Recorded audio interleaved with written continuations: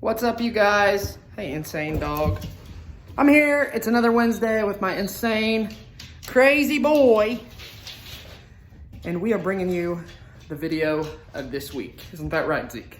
Zeke, come here.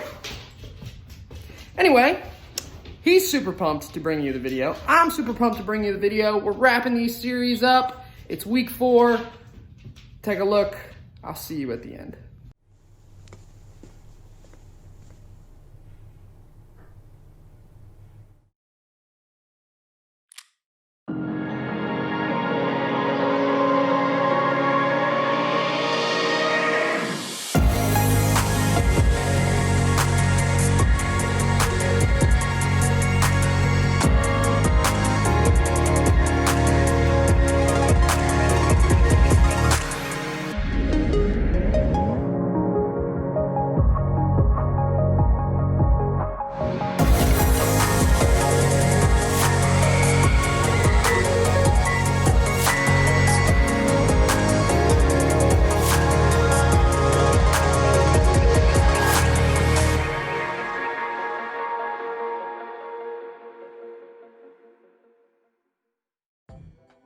So this is the last week of our series called Vibes, and we have been talking about our vibes, our emotions, and how, if we aren't careful, they can take control of us.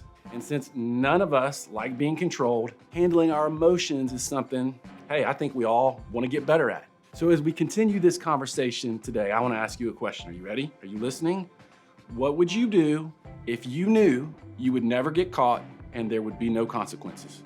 Okay, let me say that again. What would you do if you knew you'd never get caught and there would be no consequences? All right, now, I want you to turn to the person next to you and share what you just thought. Just kidding, stop, I'm kidding. Don't talk out loud, okay? Don't say anything. But I imagine that some of you had some stuff come to mind that may have surprised even you. Maybe something popped in your brain and you're like, thank goodness there are no mind readers in here. Because the truth is, for all of us, we all have the potential to think some crazy and even some twisted thoughts. We're just smart enough not to talk about it or not to talk about it out loud, right? We're all experts at monitoring our behavior so that only the good stuff is seen for the most part.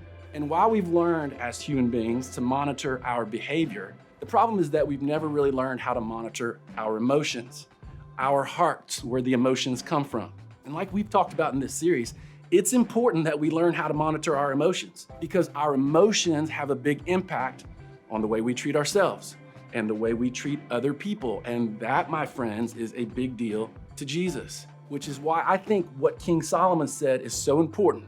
In a book from the Old Testament called Proverbs, he said this, "Above all else, guard your heart, for everything you do flows from it."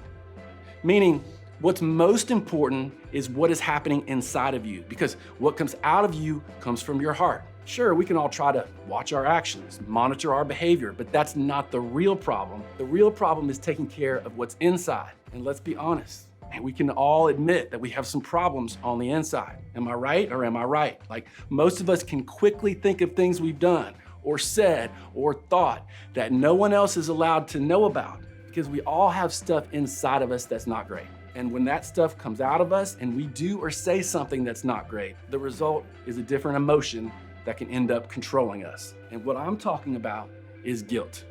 See, guilt is a loaded word because there's a couple different kinds of guilt. There's false guilt. That's the guilt you feel when you aren't guilty. That's when you feel bad about something you didn't do, or you feel bad about something that wasn't even a big deal. And then there's actual guilt. This is what we're talking about today. This is the kind of guilt you feel when you did something you shouldn't have done, or you said something you shouldn't have said. See, feeling this legitimate guilt isn't a bad thing in and of itself, but it becomes a problem when something you've done in the past becomes a part of your identity today. See, let's be clear. Nobody likes to feel guilt. Nobody. So instead of doing something about it when we feel it, we stuff it away. And we have messages that we say to ourselves about the thing we feel guilty about. Things like, well, I wasn't the only one. I'm not the only one who deals with that. I was going through a bad phase. I was having a bad day. It's not my fault. And we tell ourselves these stories to make the guilt less powerful, just so we, don't feel it quite as bad. But here's the thing. When we make excuses for our guilt or pretend like it's not a big deal, we actually give our guilt more power. See, think about it. Guilt creates a debt-debtor relationship. In other words, it creates an IOU out of a relationship because we have taken something from somebody else. When we hurt someone else, we take things like their reputation, their trust, their self-esteem. And so we owe them debtor relationship. We may even say things like, I owe them an apology. See, guilt, debt, debtor. But the thing is, we don't see guilt as a debt to pay back. We experience guilt like a weight. And when we carry around a weight, it throws us off balance, which explains why when we fix a relationship, when we make something right, we may say something like, man, wow, I feel like a weight has been lifted off my shoulders. Now, here's the other tricky thing about guilt. It doesn't just stay with the person we feel guilty towards. Like, think about it. You may feel guilty about how you talk to your stepmom, but then you'll bring it with you and be in a bad mood with your friends at school. See, so the guilt doesn't just stay with your stepmom. When we don't deal with guilt, it grows into anger. Anger at ourselves for behaving a certain way. Anger at not being able to move past it. And all of us know, anger doesn't stay inside of us. It eventually comes out and it's usually ugly, okay? Now the truth is, we're all guilty of something and we're all in danger of letting our guilt become anger and our anger turning into us being defensive. See, we don't like people pointing out where we may have gotten it wrong. And there's a reason for that. If we own up to our guilt and admit that, hey, what we did wasn't okay, we'll see what we did for what it is, sin. And that leaves us feeling condemned and convicted and judged. In other words, we'll feel bad because we'll see that we did something bad and we can't undo it. We can't unsay that thing or untalk that way about that person or untreat someone that way. Eventually we realize that even though this thing is in the past, it's not completely gone. It's still here as a part of our story. Now, here's the good news. You don't have to be defined by your past, and you don't have to deny it either. See, Jesus offers a different way, and that's what we're going to talk about for the next few minutes. I want to look at something the Apostle Paul said, and it's important that we know who said this because Paul had more regret and guilt than all of us listening combined, all right? He wasn't just a preacher trying to make a good point. He lived this. He was ashamed of his past. He felt guilty because the early part of his life, before he became known as the Apostle Paul, he was known as Saul of Tarsus. And Saul of Tarsus spent his time hunting down followers of Jesus so that he could arrest them and have them tortured, imprisoned, or killed.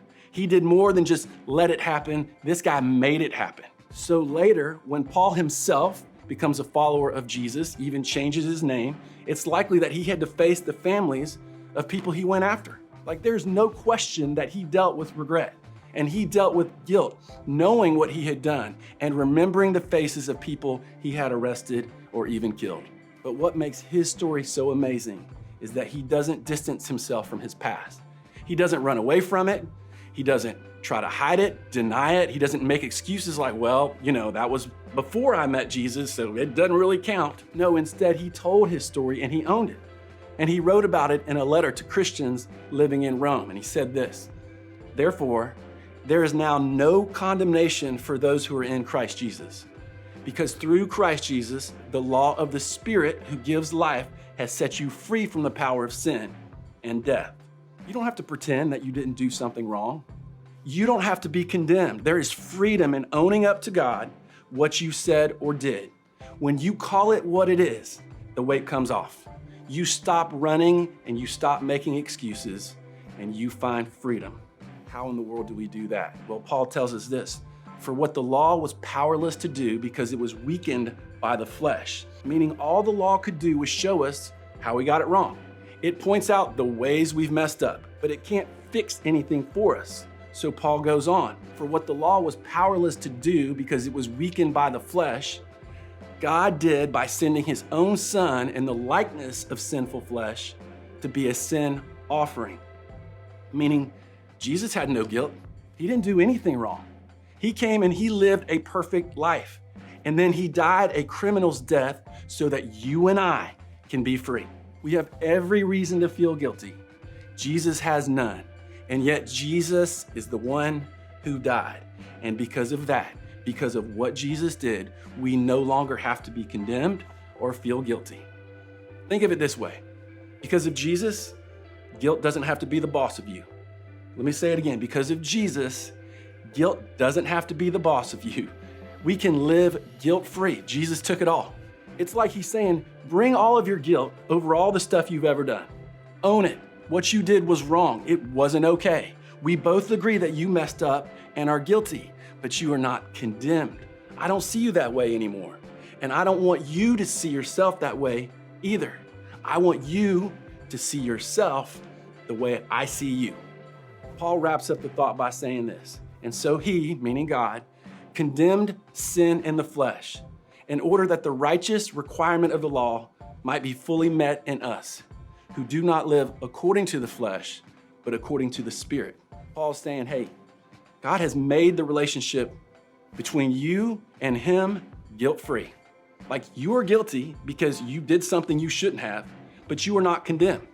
And that guilt doesn't define you anymore. What Jesus did on the cross defines you. Jesus took the guilt on himself, and now you are free. And here's the thing. The way Paul writes all of this is a little bit confusing, and you've been a little confused by some of this. I'll give you that. But I don't want to miss this because it sounds confusing.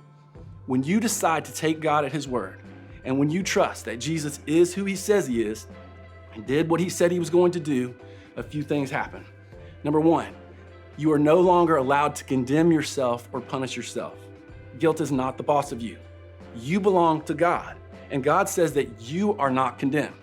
So when that voice of shame and guilt tries to weigh you down, you can say, you know what?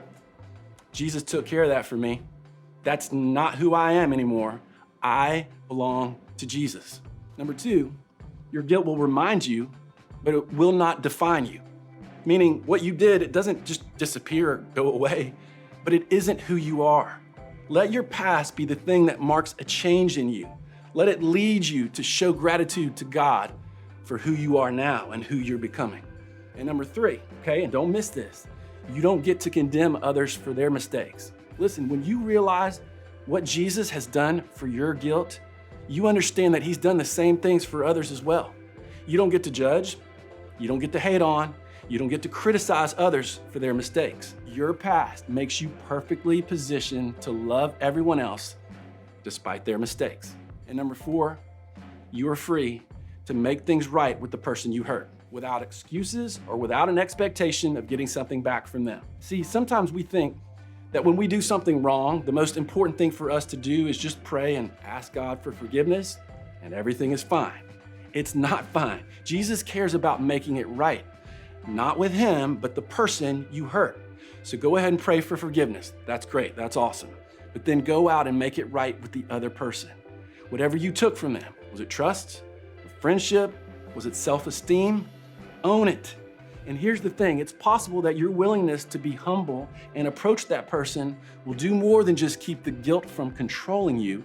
It will allow them to deal with the hurt and emotion inside of them that they may not have even known that they had. In fact, what if that's the reason why you're here today? What if someone is waiting on you to make the first move and make things right? What if that's the way forward? What if that's the way out of the weight of guilt? Don't let pride or fear or worry be the thing that keeps you from righting the relationship. Because maybe the best thing you can do to let the guilt vibe go is humble yourself and seek forgiveness from the person you hurt. And look, I get it, that's scary. But remember, as long as we hold on to the guilt, we are letting our past define us. And Jesus came to change that. Our past can remind us, but it will not define us. And maybe today is the day that changes for you. Maybe today is the day you really understand that because of what Jesus did for you, you are no longer condemned. Guilt is not in control. Guilt is not the boss of you. That vibe is not going to call the shots. There's no room for the vibes of guilt and shame and embarrassment and pride. Because of Jesus, all of that is gone. So as we head out, let's remember that. Let's pass that same love on to others despite their mistakes as well. Because of Jesus, guilt doesn't have to be the boss of you, and it doesn't have to be the boss of the people around you either.